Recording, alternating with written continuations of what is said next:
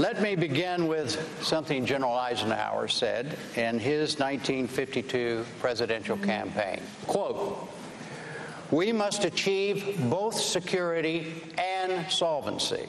In fact, the foundation of military strength is economic strength," end quote. With that in mind, the first lead question. Gentlemen, at this very moment tonight, where do you stand on the financial recovery plan?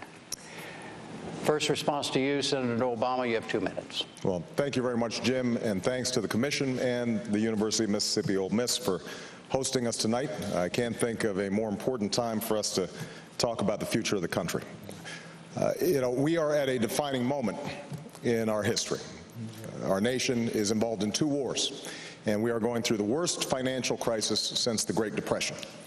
And although we've heard a lot about Wall Street, those of you on Main Street, I think, have been struggling for a while, and you recognize that this could have an impact on all sectors of the economy.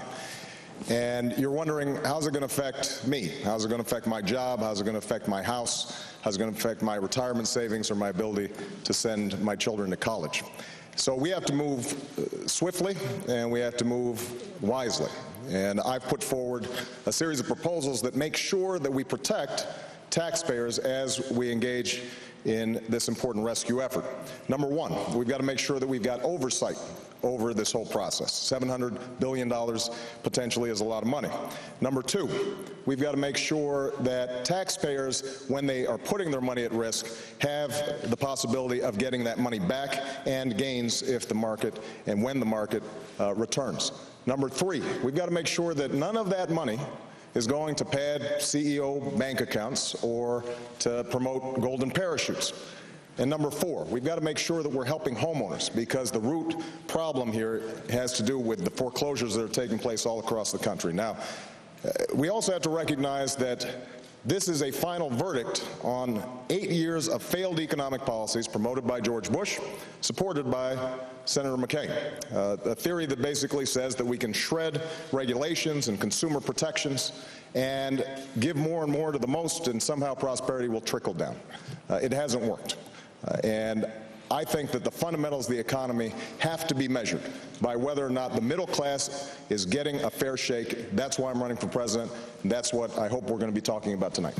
Senator McCain, 2 minutes. Well, thank you, Jim, and thanks to everybody. And I do have a sad note tonight. Senator Kennedy is in the hospital. He's a dear and beloved friend to all of us. Our thoughts and prayers go out to the Lion of the Senate.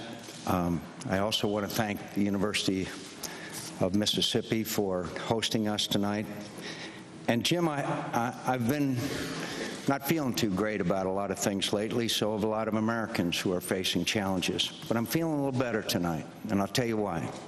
Because as we're here tonight in this debate, we are seeing, for the first time in a long time, Republicans and Democrats together sitting down, trying to work out a solution to this fiscal crisis that we're in. And have no doubt about the magnitude of this crisis. And we're not talking about failure of institutions on Wall Street. We're talking about failures on Main Street and people who will lose their jobs and their credits and their homes if we don't fix the greatest fiscal crisis probably, certainly in our time. And I've been around a little while. But the point is we have finally seen Republicans and Democrats sitting down and negotiating together and coming up with a package. This package has transparency in it. It has to have accountability and oversight. It has to have options for loans to failing businesses rather than the government taking over those loans. It has to have a package with a number of other essential elements to it. And yes, I went back to Washington, and I met with my Republicans in the House of Representatives, and they weren't part of the negotiations, and I understand that. And it was the House Republicans that decided that they would be part of the solution to this problem. But I want to emphasize one point to all Americans tonight. This isn't the beginning of the end of this crisis. This is the end of the beginning if we come out with a package that will keep these institutions stable. And we've got a lot of work to do. and we got to create jobs, and one of the areas, of course, is to eliminate our dependence on foreign oil. All right, let's go back to my question, how you all stand on the recovery plan, and talk to each other about it. What do we got 5 minutes. We can negotiate a deal right here. But, I mean, do you favor this plan, Senator Obama? And you, Senator McCain, are you in favor of this plan? We haven't seen the language yet. And I do think that there's constructive work being done out there. So for the viewers who are watching, I am optimistic about the capacity of us to come together with a plan.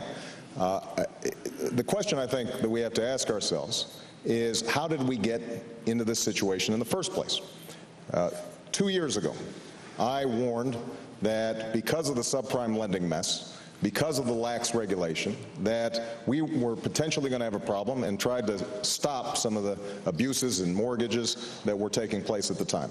Last year, I wrote to the Secretary of the Treasury to make sure that he understood the magnitude of this problem, and to call on him to bring all the stakeholders together to try to deal with it. So the question I think that we've got to ask ourselves is, yes, we've got to solve this problem short term, and we are going to have to intervene.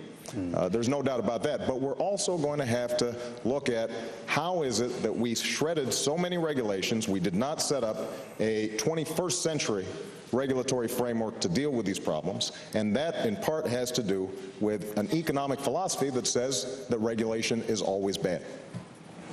Are you going to vote for the plan, Senator McCain? I hope so, and I. When the United States Senator, you're going to vote for the plan? Sure, but let me point out.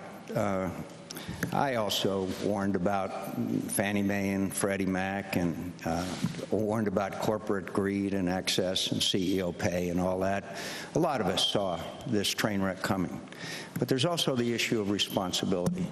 You've mentioned President Dwight David Eisenhower. President Eisenhower, on the night before the Normandy invasion, went into his room and he wrote out 2 letters. One of them was a letter congratulating the great members of the military and allies that had conducted and succeeded in the greatest invasion in history, still to this day and forever. And he wrote out another letter, and that was a letter of resignation from the United States Army for the failure of the landings at Normandy. Somehow, we've lost that accountability. I've been heavily criticized because I called for the resignation of the chairman of the Securities and Exchange Commission.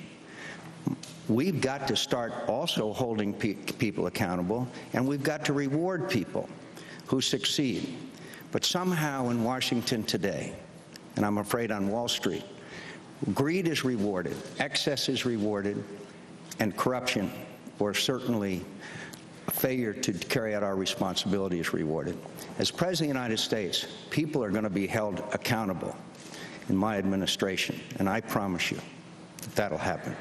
Do you have something directly to say, Senator Obama, to Senator McCain about what he just said? Well, I think Senator McCain's absolutely right that we need more responsibility, but we need it not just when there's a crisis. I mean, we've had years in which the reigning economic ideology has been what's good for Wall Street, but not what's good for Main Street. And there are folks out there who've been struggling before this crisis took place. And that's why it's so important, as we solve this short-term problem, that we look at some of the underlying issues that have led to wages and incomes for ordinary Americans to go down, the healthcare system that is broken, energy policies that are not working, because 10 days ago, John said that the fundamentals of the economy are sound. I do not think that they are. Say it directly to him. Well, John, 10 days ago, you said that the fundamentals of the economy are sound. And are you afraid I couldn't hear him? I'm just determined to get you all to talk to each other. I'm going to try. And I just fundamentally disagree. And unless we are holding ourselves accountable day in, day out, not just when there's a crisis for folks who have power and influence and can hire lobbyists, but for the nurse, the teacher, the police officer who, frankly, at the end of each month, they've got a little financial crisis going on. They're having to take out extra debt just to make their mortgage payments. We haven't been paying attention to them. And if you look at our tax policies, it's a classic example.